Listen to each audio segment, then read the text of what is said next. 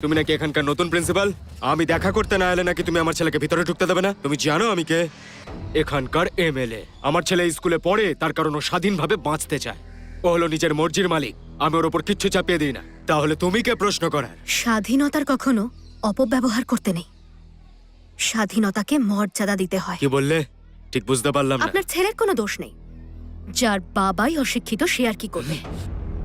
যা করার এবার আমি করব, আপনি যান এখান থেকে। এই কি বলছো তুমি? জানো এই এলাকাটা আমার। এটা আমার স্কুল। তোমাকে স্কুল থেকে তাড়িয়ে দিতে পারি।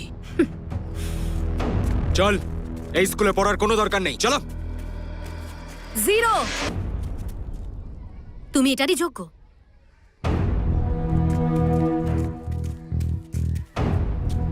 আমি একদম ঠিক বলেছি, তুমি একটা জিরো। বাবার নামে সাহায্য ছাড়া জীবনে কখনো কিছু করেছো? কখনো ভালো রেজাল্ট করেছো? কোনো